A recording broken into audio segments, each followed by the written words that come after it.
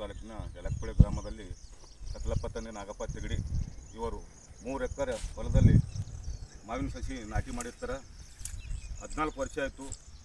14 ವರ್ಷದಿಂದ ಒಂದು 4 ವರ್ಷ ನಾವು ಬೆಳೆ ತಗೊಂಡಿರ್ತೀವಿ. ಆ ಬೆಳೆ ತಗೊಂಡಂಥ ಸಂದರ್ಭದಲ್ಲಿ ನಮಗೆ ವರ್ಷಿಗೆ ಆದಾಯ 40 ರೂಪಾಯಿ ಕೆ ಜಿ ಹಿಡಿದ್ರು ಭೀ ಒಂದು ಗಿಡಕ್ಕೆ ಸುಮಾರು 50 ಕೆ ಜಿ ಅಂದ್ರೆ ಭೀ ವರ್ಷಿಗೆ ಒಂದು 4 ಲಕ್ಷ ರೂಪಾಯಿ ಆದಾಯ ಬರ್ತಿತ್ತು. ಅದೇ ಥರ ಈಗ ಎಲ್ಲ ಗಿಡಗಳು ನಾಟಿ ಒಣಗಿ ಹೋಗ್ಯಾವ. ಇದ್ರಾಗ 3 ಒರಟಿ ಇದೆ, ಒಂದು ಕೇಸರಿ, ಒಂದು ಮಲ್ಲಿಕ, ಒಂದು ದಸರಾ. 3 ಒರಟಿದಾಗ 90% ಪೂರನೇ ಯಾವುದೋ ಕೀಟಬಾಧೆ ಅಂತ. ಕೀಟಬಾಧೆ ಅಂತ ಯಾರು ಹೇಳ್ಯಾರಂದ್ರಿ ನಿಮಗೆ ಯಜಮಾನ್ರಿ?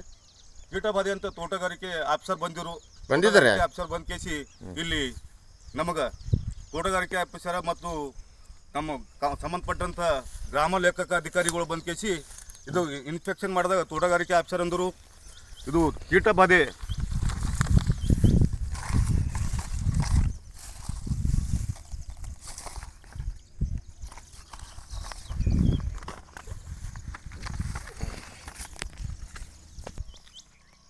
ತೋಟಗಾರಿಕೆ ಆಫೀಸರ್ ಅವರು ಬಂದರು. ತೋಟಗಾರಿಕೆ ಆಫೀಸರ್ ಬಂದ್ ಕೇಸಿ ಇದು ಇನ್ಸ್ಪೆಕ್ಷನ್ ಮಾಡಿದಾಗ ಗ್ರಾಮ ಲೇಖಕ ಅಧಿಕಾರಿಗಳು ಮತ್ತು ತೋಟಗಾರಿಕೆ ಇಲಾಖೆ ಆಫೀಸರ್ ಬಂದ್ ಕೇಸಿ 90% ಈ ಬೆಳೆ ಇದು ಏನಾಗ್ಯದ ಅಂದ್ರೆ ಕೀಟಬಾಧೆಲಿಂದ ಹೋಗಿ ಅಂತ ಹೇಳ್ಯಾರ. ಇದು 250 ಗಿಡ ಹಚ್ಚಿರ್ತೀವಿ ನಾವು. ದಸರಾ, ಮಲ್ಲಿಕ, ಕೇಸರಿ ಅಂತಕ್ಕಂಥ 3 ತಳಿ ನಮ್ಗೆ. ಇದು ತೋಟಗಾರಿಕೆ ಇಲಾಖೆಯಿಂದ ಹಚ್ಚಿದ್ರಾ? ನಾವು ತೋಟಗಾರಿಕೆ ಇಲಾಖೆಯಿಂದ ಇಲ್ಲ, ನಾವು ವೈಯಕ್ತಿಕ ತಂದು ಹಚ್ಚಿದ್ದೆವು. ಅಂದ್ರೆ ನಾವು ತಂದಿದ್ದು ಅದೇ ತೋಟಗಾರಿಕೆ ಇಲಾಖೆ ಚಂಡಂಪಳ್ಳಿಯಲ್ಲಿ ತಂದಿದ್ದೆವು ನಾವು ಗಿಡಗಳು. ತಂದಾಗ ಇವು ನಮಗೆ 14 ವರ್ಷ ಆಯಿತು. 2009-10ದಾಗ ಹಚ್ಚಿದ್ದೆವು.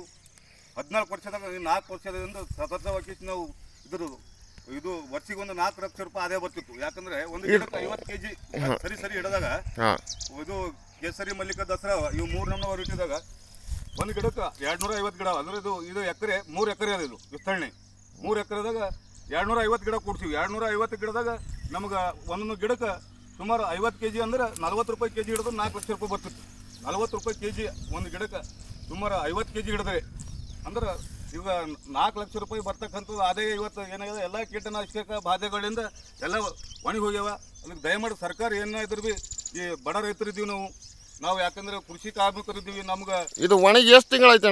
ಈಗ ಒಣಗಿ ಕೇಸಿ ಇದು ಒಣಗಿ ಕೇಸಿ ಒಂದು 2 ತಿಂಗಳು ಸುಮಾರು ಆಗತ್ತು.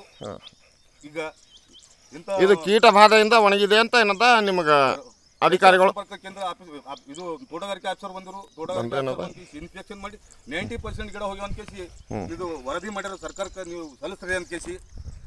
ಅದಕ್ಕೋಸ್ಕರ ಏನೇನೋ ಆದ್ರೂ ಭೀ ಈ ಯಾಕಂದ್ರೆ ನಾವು ಕ್ರಾಪ್ ಇದು ಮಾವಿಂದೇನು ನಾವೇನು ತೊಂದಿಲ್ಲ. ಇದ್ರ ಮ್ಯಾಗ ಕ್ರಾಪ್ ಲೋನ್ ಅಂತ ತೊಂದಿದ್ದೆವು. ಆ ಕ್ರಾಪ್ ಲೋನ್ ಕಟ್ಟೋದು ಬ್ಯಾಂಕಿನಾಗ ಆಗಿಲ್ಲ ನಮ್ಗೆ.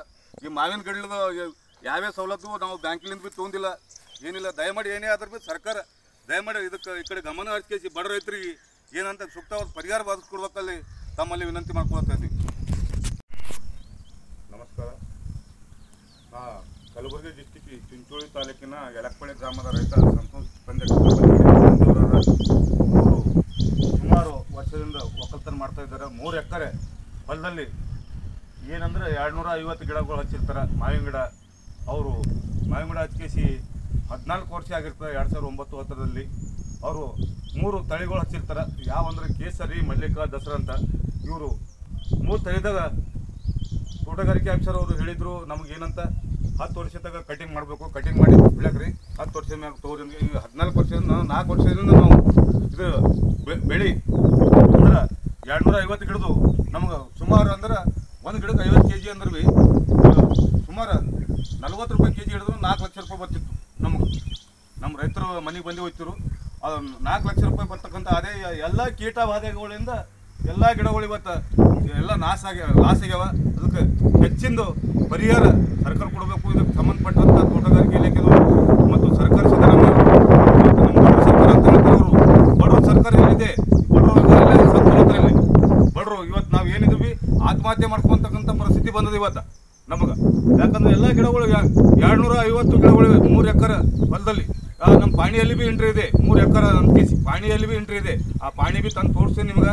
ಆ ಪಾಣಿ ಇದೆ 250 ಗಿಡದಲ್ಲಿ ಇವತ್ತು 240 ಗಿಡಗಳು ಇವತ್ತು ಕೀಟನಾಶಕ ಬಾಧೆಯಿಂದ ಇವತ್ತು ಒಣಗ್ಯಾವ. ಇವತ್ತು ಕೀಟನಾಶಕ ಬಾಧೆಗಳಿಂದ. ಅದಕ್ಕೆ ನಮ್ಮ ತಂದೆಯವ್ರಿಗೆ ಏಜ್ ಆಗ್ಯದ, ಈಗ ಅವ್ರಿಗೆ ದುಡ್ಲಿಕ್ಕೆ ಆಗಂಗಿಲ್ಲ, ಏನಿಲ್ಲ. ಅವರು 14 ವರ್ಷ ಆಯ್ತು ಅವ್ರು ಬೆಳೆಸ್ಕೇಸಿ.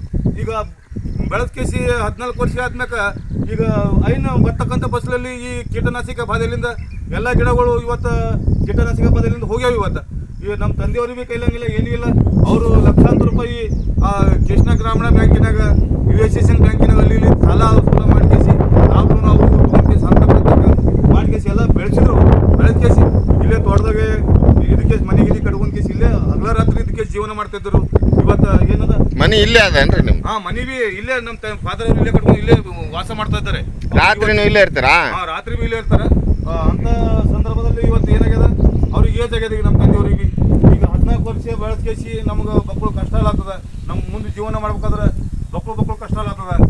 ಅದಕ್ಕೆ ದಯಮಾಡಿ ಸರ್ಕಾರ ವತಿಯಿಂದ ನಮ್ಗೆ ಏನಾದ್ರು ಪರಿಹಾರ ಕೊಡಬೇಕು. ಮತ್ತು ಅದಕ್ಕೆ ಸಂಬಂಧಪಟ್ಟಂಥ ಇಲಾಖೆ ತೋಟಗಾರಿಕೆ ಇಲಾಖೆದವ್ರಿಗೆ ನಿರ್ದೇಶನ ಕೊಟ್ಕೇಸಿ ಅದು ಏನದ, ಈಗ ತೋಟಗಾರಿಕೆ ಇಲಾಖೆದವರು ಆಲ್ರೆಡಿ ಬಂದ್ಕೇಸಿ ಇನ್ಸ್ಪೆಕ್ಷನ್ ಮಾಡ್ರ 90% ಇದು ಅಂದ್ಕೇಸಿ ಹೇಳ್ಯಾರ. ಬಟ್ ಮತ್ತೆ ಬಿ ಮೇಲ್ಪಟ್ಟಂಥ ಅಧಿಕಾರಿಗಳಿಗೆ ಸರ್ಕಾರ ಗಮನಕ್ಕೆ ತಂದ್ಕೇಸಿ ಇದ್ರ ಬಗ್ಗೆ ಸೂಕ್ತ ಪರಿಹಾರ ಒದಗಿಸ್ಕೊಡ್ಬೇಕಾದ ತಮ್ಮಲ್ಲಿ ವಿನಂತಿ. ಈಗಿದು ಅಷ್ಟು ಮಾವಿನ ಗಿಡ ಒಣಗಿದಾವಲ್ಲ, ಇವು ಒಂದೇ ಸರ್ತಿ ಒಣಗ್ಯಾವ ಏನು ಒಂದು ಒಣಗ್ಯಾವ್ರಿ? ಸರ್ ಇದು ಒಂದೇ ಸರ್ತಿ ಸರ್. ಕೀಟನಾಶಕ ಬಾಧೆ ಬಂದು ಒಂದು 15 ದಿವಸ ತಿಂಗಳಿಂದ ಸರ್ ಒಟ್ಟು ಗಿಡಗಳು ಸರ್. ಈ ಕಡೆ ನೋಡಿ ಸರ್ ಎಲ್ಲ ಕಡೆ ಸರ್ ಒಂದೇ ಸರ್ತಿನೇ ಇದು ಪೂರಾ ಇದು ಆಗ್ಯದ ಸರ್. ಇದು ಎಲ್ಲ ಒಣಗಿ ಹೋಗ್ಬಿಟ್ಟವು ಸರ್ ಕೀಟ ಬಾಧೆಯಿಂದ. ಮತ್ತೆ ಕಡೆ ಈ ಕಡೆ ಬಿ ಸರ್, ಈ ಕಡೆ ಎಲ್ಲ ಒಣಗಿ ಹೋಗ್ಬಿಟ್ಟವು ಸರ್. ಈ ಕಡೆ ಕೀಟ ಬಾಧೆಯಿಂದ ಸರ್ ಎಲ್ಲ. ಅಂದ್ರೆ ಈಗ ಎಷ್ಟು ಗಿಡಗಳು ಅದಾವಪ್ಪ ನಿಮ್ಮ? ನಮಗೆ ಈಗ 250 ಒಂದು 10 ಒಂದು 15 ಗಿಡ ಉಳಿದವು ಸರ್, ಅಷ್ಟೇ ಸರ್. ಪೂರಾ ಎಲ್ಲ ಅಂತ ಲಾಸ್ ಆಗ್ಬಿಟ್ಟ ಸರ್.